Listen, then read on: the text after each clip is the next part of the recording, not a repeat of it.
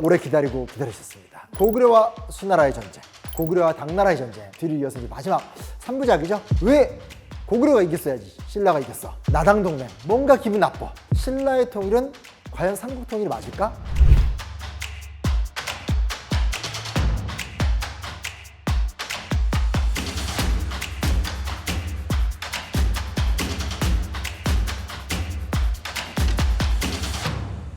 당시 신라의 상황은 어땠느냐? 이거 우리가 학교에서 배워요. 6세기 때 전성기죠. 한강유역 점령, 황해도 공격, 그거 외울 때 힘들잖아요. 마운영비, 황초령비 해서 4대 비석. 죄송합니다.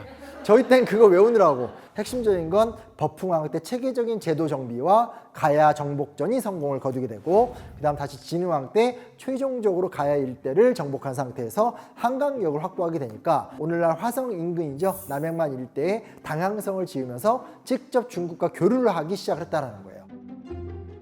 여기까지 배우고 학교 교과서에서는 삼국통일로 훅 넘어가 버리니까 이야기가 제대로 안 이어져 가는데, 진흥왕이 죽은 다음부터 멈추는 거예요. 새로운 성장이 보여지지 않죠. 그리고 황해도에 어느 정도 점유했었던 지역은 다시 뺏기게 되고, 백제는 무왕과 의자왕 때를 거치면서 재기를 꿈꾸게 되고, 고구려도 마찬가지고, 그러다가 결정적인 사건이 터져요. 642년에 백제의 의자왕이 대하성을 비롯해서 신라의 40여 개 성을 함락시키는 사건이 터지게 돼요.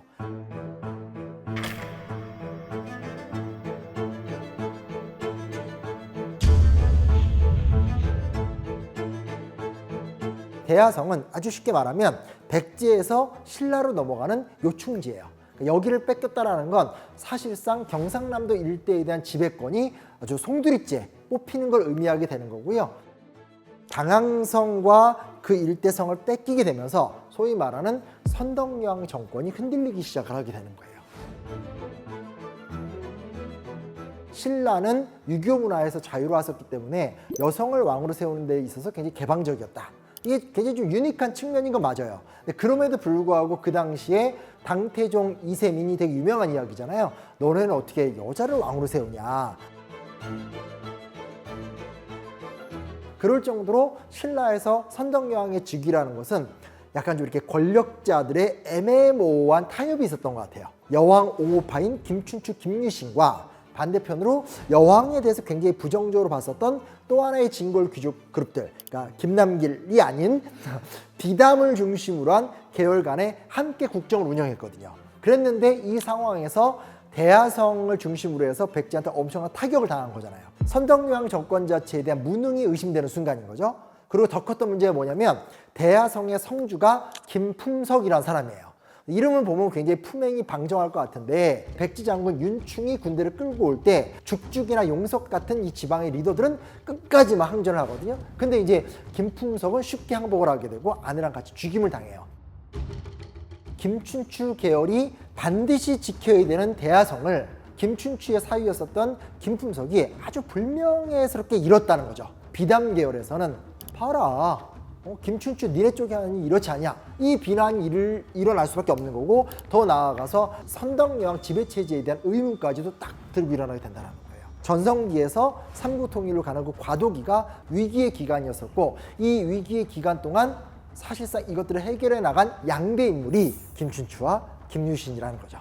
김춘추는 이제 유명한 진골 귀족이 아주 명가문이었고, 하지만 진골이었고, 김유신 같은 경우는 가야계 출신, 금강가야계 출신의 이제 장수였었는데, 이성계랑 정도전, 김춘추, 김유신, 한국의 대표 짝꿍들, 브로맨스들인데, 이제 642년 대하성을 뺏긴 그 해에 김유신이 암양주 도독으로 임명이 됩니다. 암양주 일대에서 이제 김유신의 신라군과 백제군이 충돌을 하게 되는 거죠.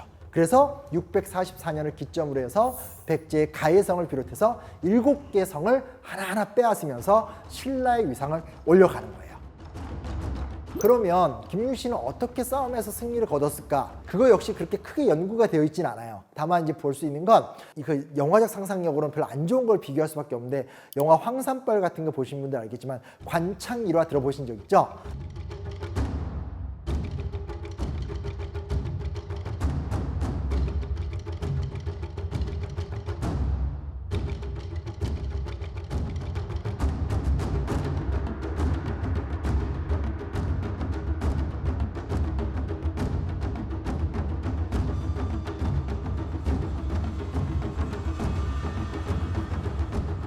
위기를 타개해 나가는 방식에서 다소 잔인해 보이긴 하지만 귀족 자제들을 제물로 쓰는 거죠. 이 당시 귀족 자제라는 건 이 사회의 지도 그룹이잖아요. 지도 그룹의 자녀들이 목숨 걸고 나가서 죽게 되므로 지도층을 각성시키고 그 지도 그룹을 보고 따라가는 이 신라의 평범한 군대들을 각성시키면서 그 힘으로 밀고 갔다. 이런 거는 좀 탁월한 분석 같아요. 그래서 대하성을 잃었었던 그 시점부터 김춘추와 김유신이 문제를 풀어가는 게 굉장히 재밌습니다. 642년에 좀 대하성을 잃었잖아요. 그리고 그 해에 김춘추가 연개소문을 만나러 갑니다. 그리고 여기서 확실하게 정치력을 보여줘야지만 비담 계열을 컨트롤하면서 뭔가 국정을 안정적으로 이끌어 갈 수 있었던 것 같아요. 근데 문제 뭐냐? 갔죠. 연개소문한테 왔는데 연개소문 입장에선 굳이 지금 신라랑 친하게 지낼 이유도 없고 지금 뺏긴 땅이 많잖아요. 그러니까 중령 이북의 땅을 내놔라.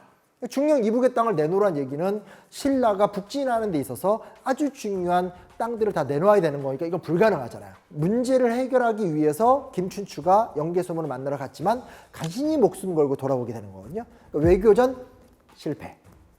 포기하지 않습니다. 다시 643년 신라가 당나라에 사신을 보내요. 도와달라는 거죠. 근데 이때 당태종 이세민이 세 가지 계책을 내놓는데 완전 기분 나빠요. 이제 완전 기분 나빠요. 당이 거란과 말가를 동원해서 요동을 치는 사이에 신라는 1년 동안 버티며 스스로를 지켜라.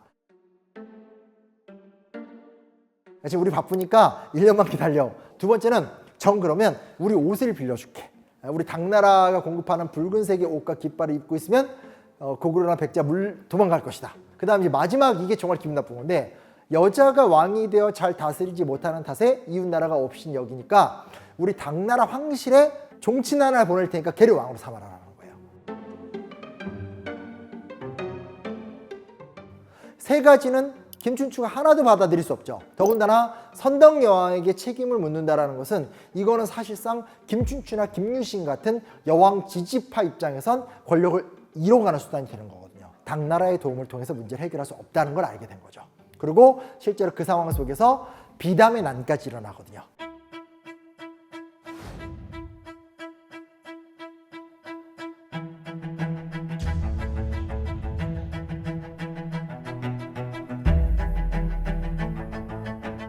양쪽에 이렇게 명화산성에는 비담의 군, 경주 월성에는 이제 그 김유신 군이 이렇게 딱 대치하고 있는데 이럴 때 또 선덕여왕 생각하면 거기서 막 김남길이 칼을 막 하고 막 하고 있는데 때마침 별이 떨어지니까 명화산성에 있는 이 반란군 측에서 봐라 하늘이 우리 편이다 하는데 그래서 김유신이 등을 크게 만들어서 띄워버리면서 봐라 떨어졌던 별이 다시 올라간다 하면서 결국은 기세를 잡은 다음에 비담의 난을 10일 만에 진압을 하게 됩니다. 근데 이제 이렇게만 남겨져 있지만 그만큼 오랜 기간 동안 이 김춘추, 김유신 계열이 세력을 잘 확충을 했던 것 같아요. 왜냐하면 내부적인 반란이 10일밖에 못 갔다는 얘기는 그러니까 시끄러운 대비 세력이 약했던 거죠. 반여왕파가. 그래서 결국은 선덕여왕이 이 난 중에 죽거든요. 뒤를 이어서 진덕여왕이 즉위를 하죠. 그러면서 진덕여왕을 보위하면서 김춘추와 김유신이 확고하게 권력을 체계화시켜요. 같은 시기 때 고구려 같은 경우는 연개소문이 권력을 독점하는 과정 속에서 내부적으로 너무나 많은 귀족 세력들이 이탈을 하게 되고 연개소문이 죽으면서 아들 간의 분쟁이 일어나면서 또 한 번 이탈을 하게 되잖아요. 백제 같은 경우는 의자왕이 권력을 잡으면서 의자왕의 아들이 되게 많았잖아요. 아들들을 다 관직을 주는 과정 속에서 백제 귀족들을 소외시키고 그리고 그 안에서 백제 귀족들을 제대로 컨트롤하지 못하거든요. 근데 같은 시기 때 신라 같은 경우는 김춘추와 김유신이 정말 피를 나눈 형제처럼 문무의 영향력을 행사하고 아주 중요한 위기의 난국을 또 다 타개하고 그리고 무엇보다 신중한 거죠. 내가 바로 집권하면 이거 분명히 반발이 있을 것이다. 그러니까 선덕, 진덕을 거친 다음에 도저히 성골 여왕 체제로는 못 간다라는 걸 입증시켜 놓고 부득이하게 내가 라고 하면서 갔기 때문에 권력 운용적인 측면에서 사실상 신라는 적어도 이 시기에 확실히 고구려나 이 백제에 비해서 앞서는 모습들을 우리가 좀 살펴볼 수 있게 됩니다.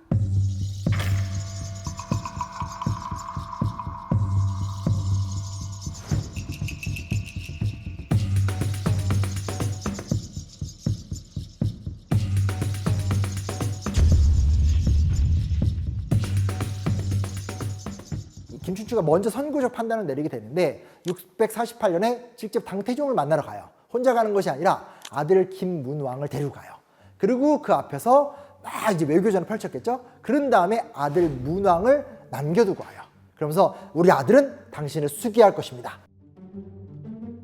근데 이 이야기는 당태종 입장에서 좀 감동이잖아요. 저번에 이렇게 막 튕겼는데 또 오고, 그리고 지금 내가 고구려한테 깨졌는데 또 오고, 막 이러니까 전반적으로 봤을 때 그래, 신라가 내 편 되면 기분이 좋잖아. 더군다나 아들까지 남겨두고가 볼모를 갖는 거잖아요. 근데 이건 거꾸로 말하면 뭐예요? 당나라로부터 오는 외교 라인을 김춘추가 독점하는 거잖아요. 아주 머리를 잘 세운 거죠. 그리고 이것도 학교에서 별로 안 배우는 건데, 돌아와서 김춘추가 뭐라 하게 되냐, 독자적인 연호를 포기하고 영휘라고 하는 당나라 연호를 채택해요. 그 전에 버풍왕 때 신라가 독자적인 연호를 썼거든요. 근데 그걸 내린 거예요. 그러니까 친당 노선을 구체화시킨 거죠. 그리고 국학을 비롯해서 당나라에 발전된 문물을 받아들여요. 김춘추의 이름이 뭐예요? 춘추잖아요. 공자가 쓴 역사책 제목이 춘추잖아. 춘추 좌시전, 춘추 공양전. 중국의 대표적인 역사책이거든요. 아들 범민, 인문, 문왕, 이 이름들이 다 공교롭게 다 유교적인 이름들이에요. 중국의 불교만이 아니라 불교를 기본으로 하고 유교 문화를 갖고 온 거죠. 이런 식으로 해서 김춘추와 이 김유신 집단은 아주 조직적이고 매우 전략적으로 당나라에게 접근하는 모습들도 우리가 좀 살펴보게 됩니다. 김춘추가 왕이 되어가는 시점에 김춘추의 아젠다 뭐냐면, 적어도 백제는 멸망시켜서 백제를 흡수해서 신라를 강하게 만든다. 그리고 그 지점에서 당태종이 죽은 다음에 당고종 때 측천무라고 들어본 적 있죠. 중국 역사 유일무이한 여왕제 측천무가 권력을 장악하는 과정 속에서 당나라도 내부적으로 지금 상황이 바뀌고 있는 거예요. 당태종 이세미 때 실패했고 다시는 이거 하지 말자라고 생각함에도 불구하고 측천무 입장에선 내부적인 질서를 안정시키기 위해서라도 원정전이 필요한 거죠. 김춘추 입장에서도 내가 이제 왕이 되고 새로운 진골귀족의 나라를 만들어야 되는데, 이 상황 속에서 백제를 멸망시키는 것이 내 왕권을 단단하게 만들고 이 신라라는 나라를 강하게 만드는 데 도움이 된다고 본 거죠. 그러니까 둘이 생각이 맞은 거죠.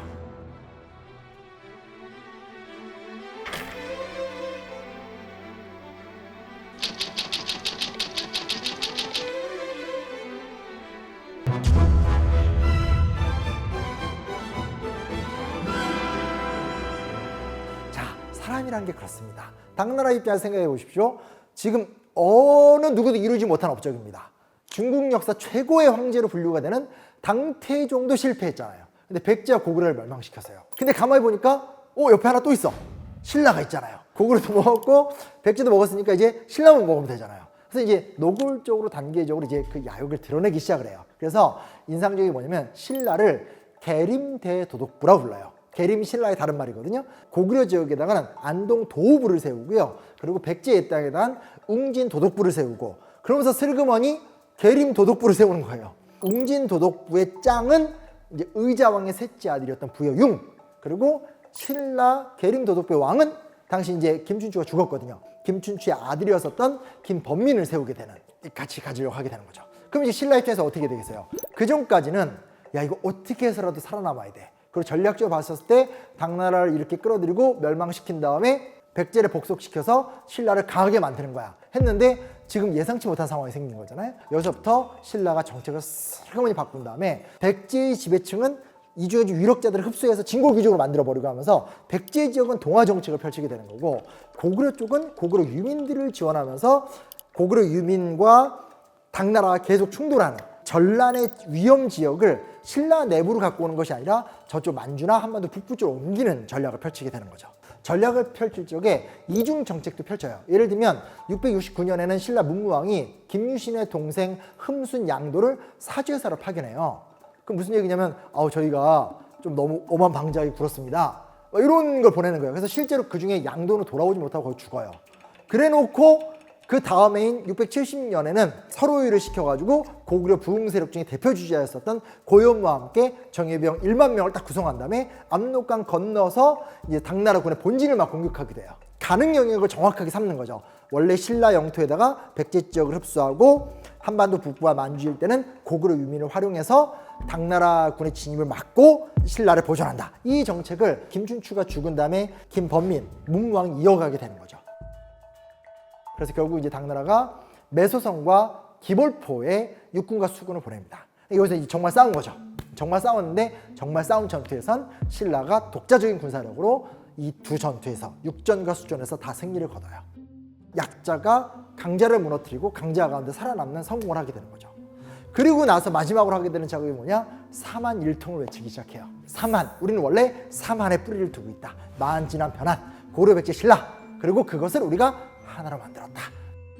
삼국통일이라는 말은 신라가 그것을 목표로 세워서 삼국통일을 했다기보다는 본인의 목표를 달성한 다음에 그 달성한 목표를 정신적으로 합리화하기 위한 과정으로 등장한 아젠다라고 보는 게 조금 적합할 것 같아요. 언어에서도 차이가 있었고 문화에서도 차이가 있었고 역사학적인 계보로 정리를 해본다면 고구려랑 백제는 동류적 요소가 있어요. 왜? 고구려 계열에서 일부가 내려와서 백제를 세웠잖아요. 부여 계열이잖아요, 양쪽이.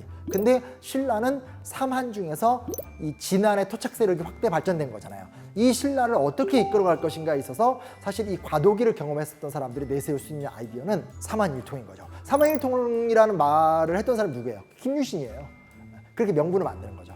왜 고구려가 아닌 신라가 승리했을까? 이 부분에서 오늘 제가 드린 말씀은 기본적으로 신라의 김춘추와 김유신의 정치적 리더십이 당시 의자왕이나 영계소문에 비해서 훨씬 더 압도적인 유능함을 발휘했다는 거죠. 내부적 갈등을 최소화시켰고 그리고 외부적인 부분에 있어서도 굉장히 체계적인 외교전을 펼치면서 상황을 유리하게 만들었다는 거예요. 단순하게 싸움에서 영토를 많이 넓히냐가 중요한 것이 아니라 점령한 영토를 어떻게 통합하고 그리고 국가 내의 생산력이나 사회 위기를 체계화시켰느냐에서 사실상 그 신라가 고구려나 백제를 앞섰다라고 볼 수 있죠.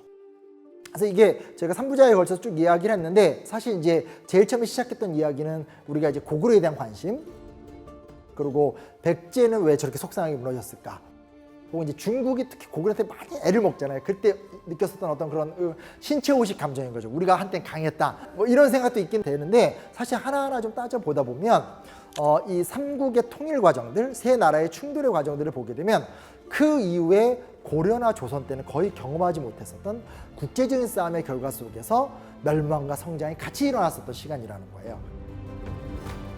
고구려 백제 신라가 보여줬었던 수많은 성패의 단면들을 잘 분석해 보면서 그래서 오늘 우리는 어떻게 살 것인가, 이렇게 온다라면 뭐 약간 열린 결말이라고 할 수 있겠지만 이 삼국전쟁이라는 건 여전히 우리한테 굉장히 큰 상상력을 제공하는 시간 같습니다.